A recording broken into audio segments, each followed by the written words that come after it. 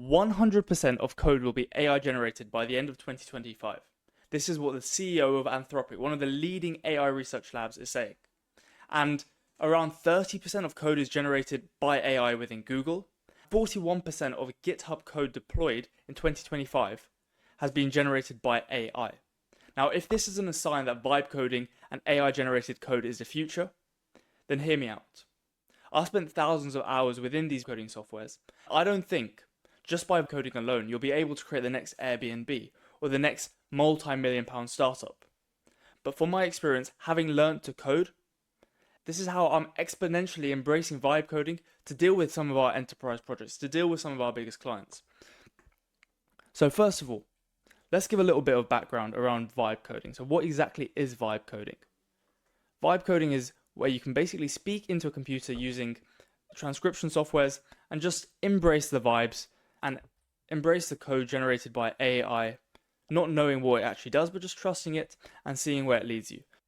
It's a trend of people trusting AI code and letting it generate their softwares. Now, would you really trust AI to generate all the code for your software? Say if you're doing a big project and a lot of stuff relies on this project, would you let AI completely generate it? A lot of people have, and that's been running into a lot of issues. This is my honest opinion on what vibe coding is and how best to approach it. If you've never coded before, if you've never written a line of code, if you've never learned the basics like CSS, HTML, JavaScript, etc., then you will think this code generated by AI is absolutely magic. It's working sometimes you have to make a few changes. But when you actually go look inside the code base, which is created by AI, if you're just vibe coding, letting it just basically build the full software, then you're running into a major pitfall. And eventually you'll come to a point where you realize some things are broken, you literally cannot fix it. And then when you go to deploy it, when you actually have users on it, there'll be security issues. Now, I know this from working with enterprise clients. There is massive security breaches in AI because AI can hallucinate. And now, what is actually the drawback behind using AI to generate your complete software? First of all, if you've never coded before, that's fine. However, if you have coded before and just let AI generate everything, you won't be able to understand if you need to fix something, what the problem is. Therefore, you can't go in and change it, and you're basically at the will of AI. This is completely fine if you're building out something which is of not that significant importance. For example, a website which once deployed doesn't really have any other function. However, where it's really of big problem with vibe coding and using AI to generate full-on softwares is the key issues around deployment. Is it could be exposing secret keys, it could be exposing all different things if you don't know about the hidden architecture behind the code base. But what can you actually do to resolve stuff like this? And are there AI tools which can basically find the issues in the deployment and then fix the deployment? Well, first of all, let me get into a little bit of a timeline about the different AI coding tools. There's Cursor, which is normally the go-to standard for actually vibe coding out softwares. Then you've got Lovable. Then you've got Bolt, Same.new, etc. Then you've got stuff like CodeRabbit. And then you've got stuff like GitHub, Copilot, Devon. And then finally you've got stuff like Windsurf and maybe Line and VS Code.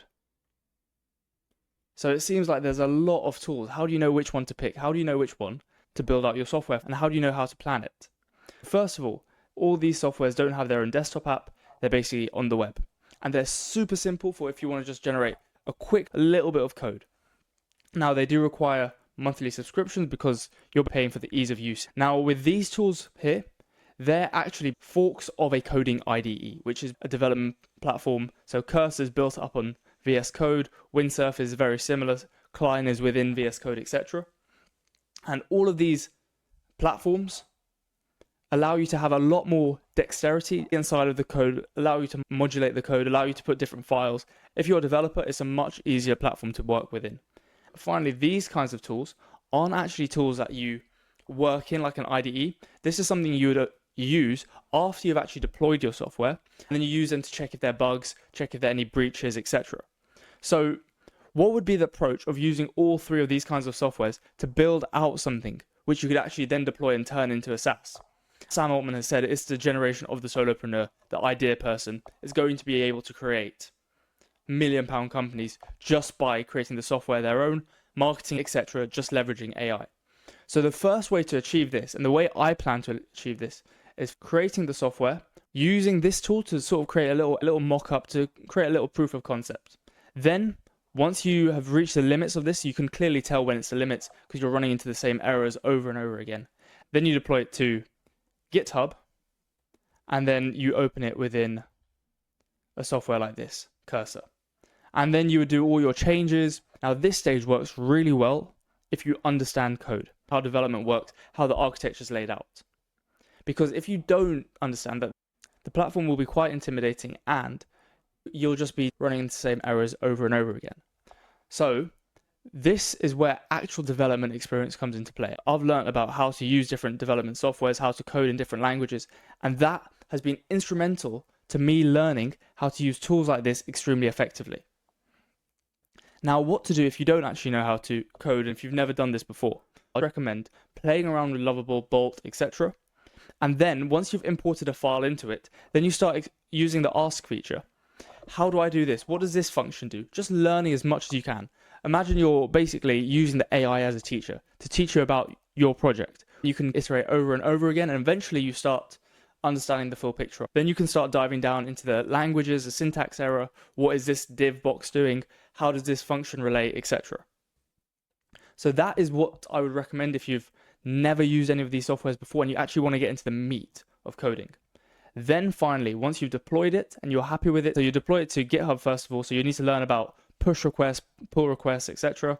And then you would deploy it to somewhere like Vercel, where you actually host it, and then that's where you put all of your environment variables, your keys, etc., so that it can be safe, and that will manage all of the hosting.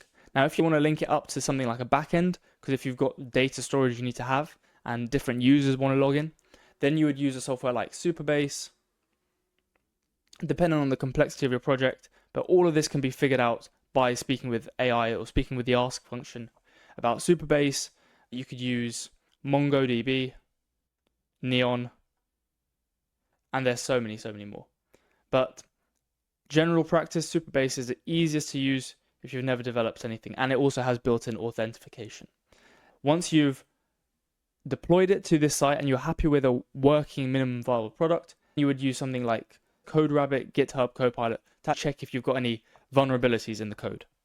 Now, this workflow here seems like quite a lot, but I would say AI is doing 80% of the work, and just because you've got that human experience and you've got the understanding of code, you're allowed to guide it in the correct direction. And that's where vibe coding really comes into play. If you don't understand the code and if you've never built a software before, then you need to start learning and start asking the code base as many questions as possible. And this is from experience, having spent thousands of hours just talking with the code base, understanding why it does certain functions, and then learning all about the different softwares. This has got me to the standard of working with enterprise clients, building out softwares for them. This whole process, making sure that you understand every part of the code base, even if AI is generating it, is critical to having a software which has no bugs, errors, or leaks. Now, this is just my experience of working with all of these tools, having AI generate the bulk of code I do nowadays, and actually how to leverage it to the very best of its abilities. Now, there's so much more, but if there's one takeaway you could take from this video, is ask AI about the code base. And if you've got issues, then go to ChatGPT, ask it, how would I create this kind of function? How would I create this new update I want to do? And then, if ChatGPT doesn't have an answer, then you would ask Claude, you'd ask the agent within the code base, like the ask feature within Cursor. And then finally, you'd speak with the Perplexity voice agent. It saved me so many hours because you can literally speak to it while you're coding. So it's super useful. This is the full overview of how I would approach vibe coding going into 2026. Now, I believe this is the most valuable skill anybody could have. If you're a non-technical person, if you're a technical person, you can build out any kind of software. It's a learning curve in the beginning, but it's so worth it. Check out some of the other videos about exactly my approach and how I build out websites, softwares, etc., leveraging these tools and leveraging AI. If this is of any interest, check out the newsletter in the description below.